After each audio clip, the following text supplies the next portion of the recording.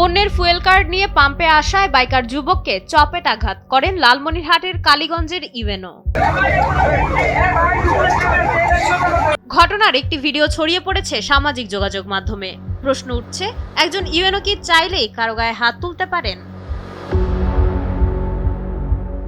বাংলাদেশের আইন এবং প্রচলিত প্রশাসনিক বিধি অনুযায়ী একজন সরকারি আমলা কোনো অবস্থাতেই কোনো নাগরিককে শারীরিক লাঞ্ছনা অর্থাৎ চর থাপ্পড় বা মারধর করতে পারেন না। ফৌজদারি কার্যবিধি এবং দণ্ডবিধি অনুযায়ী কোনো ব্যক্তি যদি ইচ্ছাকৃতভাবে অন্য কাউকে গুরুতর আঘাত করে তবে দণ্ডবিধির ৩২৩ ধারা বা ৩২৫ ধারা অনুযায়ী তাকে ৭ বছর পর্যন্ত যে কোনো মেয়াদের সশ্রম বা বিনাশ্রম কারাদণ্ড এবং সেই সাথে অর্থদণ্ডে দণ্ডিত করা হয়।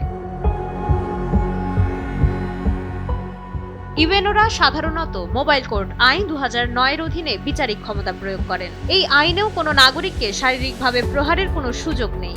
এর মূল উদ্দেশ্য হল স্পটেই বিচারিক প্রক্রিয়ার মাধ্যমে জরিমানা বা কারাদণ্ড দেওয়া, শারীরিক নির্যাতন নয়।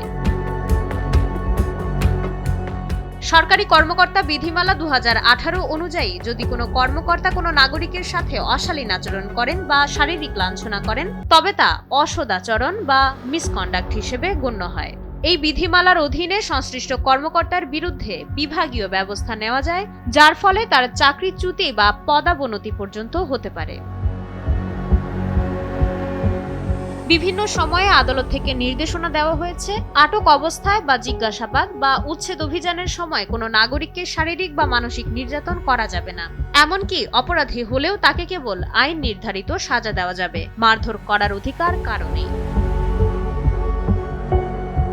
বাংলাদেশ সংবিধানের ৩১ ও ৩২ নং অনুচ্ছেদ অনুযায়ী আইনের আশ্রয় লাভ এবং আইন অনুযায়ী ব্যবহার পাওয়া প্রতিটি নাগরিকের অবিচ্ছেদ্য অধিকার। কারো জীবন, দেহ বা ব্যক্তি স্বাধীনতা থেকে কাউকে আইন বহির্ভূতভাবে বঞ্চিত করা যাবে না।